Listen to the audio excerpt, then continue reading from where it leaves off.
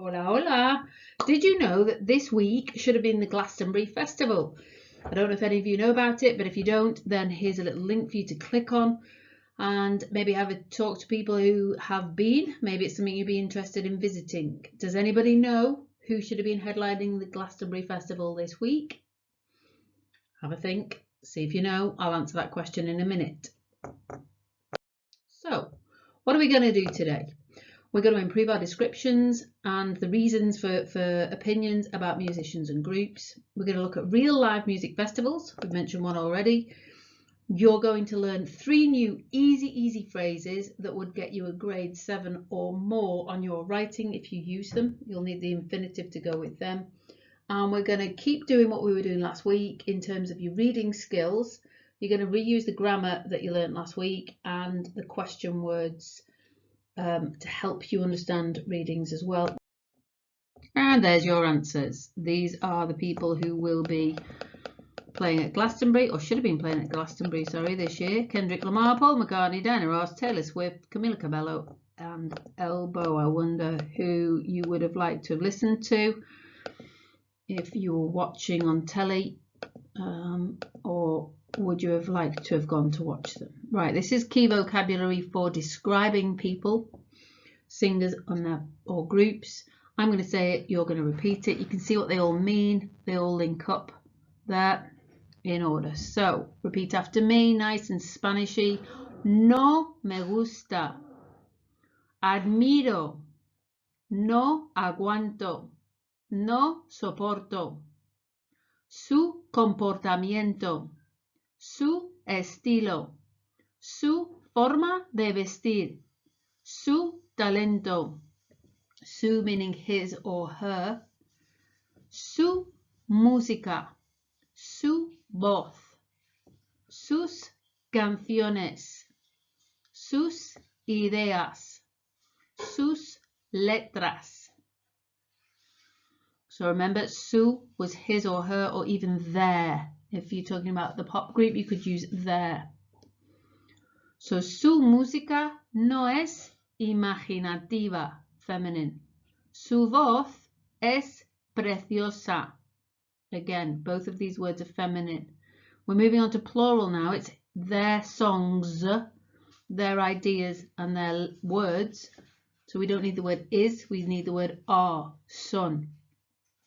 We could use imaginativas, preciosas, repetitivas, originales, tristes.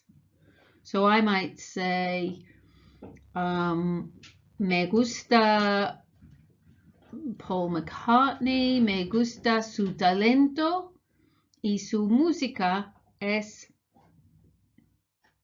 preciosa. Or I might say, admiro Kendrick Lamar, admiro su forma de vestir, su música es original.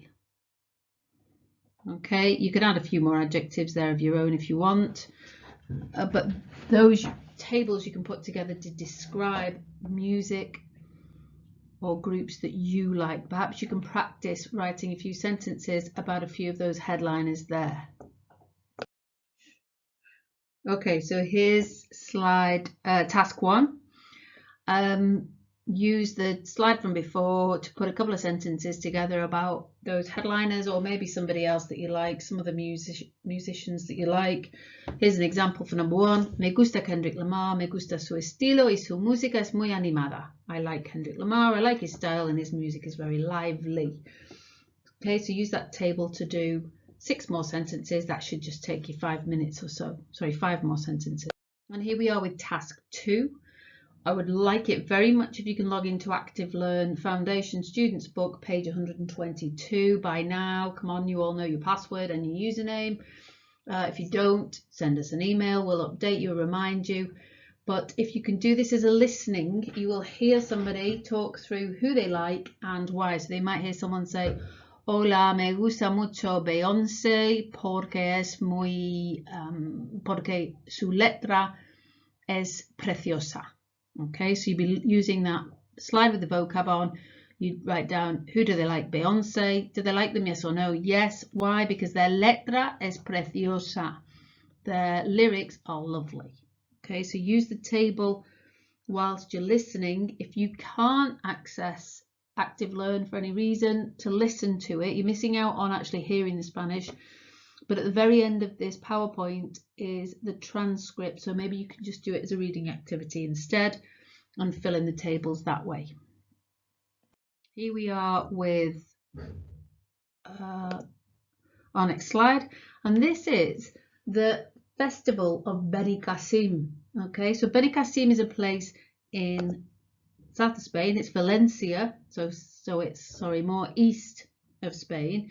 And if you log on to this website, control click on that part of the PowerPoint, you will see that Glastonbury isn't the only music festival around. This is a huge music festival that has sadly also been cancelled this year, but a lot of people travel to Benicassim, and you can see there the kind of music that might be headlining at that festival. Okay, so you might be interested in having a look at their website, looking it up and seeing what that's actually like. And here you can see the map to show where the concert is, and Mr. Smith put this on just to show you because he lived really nearby. When he was in Spain, he didn't live so far away from this festival, but Benicassim is the biggest music festival in Spain. Okay, so what we're using here is actually a real poster from Benicassim, and you can see that our own Mr. Noel Gallagher has travelled all the way from Manchester to sing at the concert. So what you've got to do here is, this is task 3, answer these questions in Spanish. We haven't taken you through the questions, but the important thing is here is that you work out the question word. So number 1, ¿cuándo empieza el festival? ¿Cuándo? When? When's the festival begin? ¿Cuánto cuestan? So how much costs? ¿Cuánto cuestan las entradas? The entrance tickets. 3, ¿dónde se puede acampar? You should work out the word donde because you heard it in donde vives. So donde, where? Where can you acampar? You can work out what that means. ¿Cómo se puede viajar? How can you travel? ¿Cómo se puede viajar? All the information can be found here and here in the poster. ¿Quién no puede ir al festival solo? Who isn't allowed to the festival on their own? And ¿qué tres? Notice that that's underlined. What 3 articles son necesarios si hace sol? If it's sunny. You can have a good guess at that one. What 3 articles do you need if it's hot? Have a good guess and then check if you're right. Okay, if it's hot and sunny. Right, so that's task 3, 6 answers. Give them in Spanish, please. So you'll find them in the text and just write those down. Okay, so at the beginning of this PowerPoint, we said to you that we were going to give you 3 little phrases that could make your work look like it's grade 7 and above. That's quite a big jump. If you learn these phrases well, remember we talked about having a bag of tricks, I would learn them really well and put them in your bag of tricks. So acabar de means to have just done something. The Spanish call it to stop doing. So I stopped doing something, it literally means I have just done something. Okay, acabar de. Get your mouth around that pronunciation. Say it a few times out loud. Acabar de, acabar de, acabar de. And that phrase, acabar de, is always followed by the infinitive. So I have just, notice we've taken off the AR and put an O on it. Acabo de, I have just. Acabo de comer. Acabo de comer, I have just eaten. So it'd be easy to change that to acabo de visitar, I have just visited. Acabo de viajar, I have just traveled. Acabo de hablar, I have just spoken. Always acabo de plus the infinitive.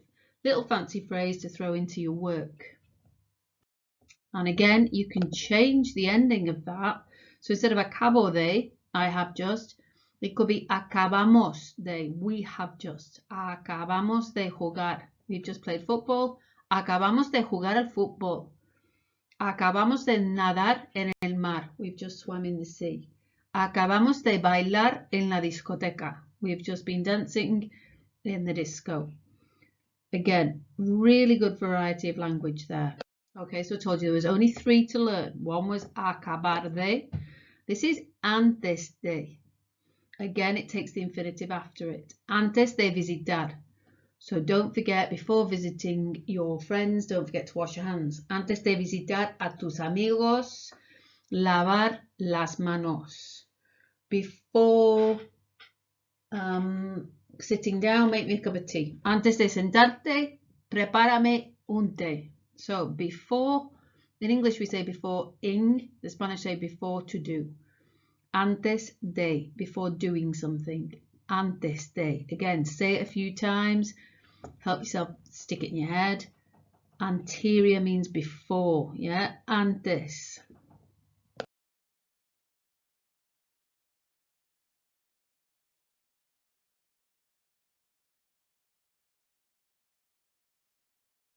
And here's the last one. Después de. It's the opposite. So we had before doing and after doing. So after going to the festival, I was very tired. Después de ir al festival, tenía mucho sueño. Después de bailar en la discoteca, bebí una Coca-Cola. Después de comprar las entradas, estaba muy contento. So after buying the tickets, I was very happy. Después de plus infinitive. If at this stage you still don't know what an infinitive is, email your teacher with a big exclamation mark because we need to get that straight now. If you're happy with what an infinitive is, great. So you've got 3 infinitive phrases. Acabar de, antes de, and here we have después de, after having done something, after doing something. Really good phrases to use in your work. Okay, and this is your last task. It's task 4, and I want you to start thinking about what we said we were going to do again from last week. Remember, with the reading, when you're faced with a difficult reading, what was step 1? Read it out loud 2 or 3 times. Step 2, find the English or the words similar to English. Step 3, find the words that you know already in Spanish. Don't forget to read the questions in English. That's going to really help. And step 4 was the fancy step, the grade 5, 6, 7, 8, 9. Step 5 we're going to have a look at in the next slide. It's easier if we look at it like this. Hopefully I can write on here.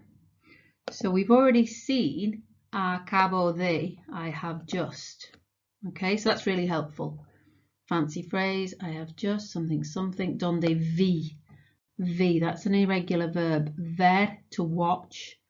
Where, past tense, I saw. Soy un fanático de la música indie, por eso fue, it was, past tense, una experiencia inolvidable. Decidí, past tense from last week. Remember, I decided. Era, we've not seen that very much. That also means it was. Don't worry too much. No era muy cómodo. It was not. There, new phrase, después de, after something. Montamos la tienda. Tienda is a tent. Por desgracia tuve un accidente, me corté la mano, the hand. Tuve que ir al hospital para ver un médico, que tonto. El segundo día, vimos. There's that verb again. Ver, vimos. Who did that action this time? Empezaron. You should start recognizing that that's the preterite tense. Empezar is to begin. They began con una canción nueva. Antes de, new phrase. Antes de tocar una selección de sus mejores canciones. El ambiente era increíble. Canté. Who did the action? What's cantar? Bailé. Comí. So going through those verbs and deciding what tense and who. Me acosté. Acostar is to go to sleep. Decidí dormir fuera. They've explained that fuera means outside. El camping era tan ruidoso, noisy, que no dormí nada. La próxima vez voy a llevar tapones para los oídos. Big bit of challenge there for you. I've coloured that one in differently because it's a different tense. You should recognise voy a llevar, different tense. So this is me just muttering as I'm going through this. As you're reading it through, you're looking at the tenses, deciding who's doing what, and that is the really sort of skilled level of reading that is going on there. And now we can go back to the task and see if we can do it. So all you need to do on this task then is read it through one more time. Maybe look up the odd word, but if you look up anything, just do let us know so we know what you figured out by yourselves. And true or false, 1, 2, 3, 4, 5, 6, and explain why. Okay, explain what evidence you've got for that. And sorry, I said that was the last task. It's not. This is the last task. You have the translation. If you have been working through this really carefully, if you've been looking carefully at those 3 new phrases, acabo de, antes de, después de, you should find this quite easy because all of these verbs are now going to be infinitives. Okay, so you'll be looking at infinitive here, acabo de visitar a mis abuelos, antes de plus the infinitive, after plus the infinitive, before infinitive, after infinitive. Okay, so you are I've just listened, infinitive, not infinitive, not. Okay, so just apply those rules really carefully and let's see how you get on with those translations. All in all, it looks like a lot, but if you go through it step by step, it won't take you too long at all. Good luck. If you want to join us for the Zoom, yes, it's at 12 o'clock. If you would rather, then it's there. Okay, might see you there. Adios.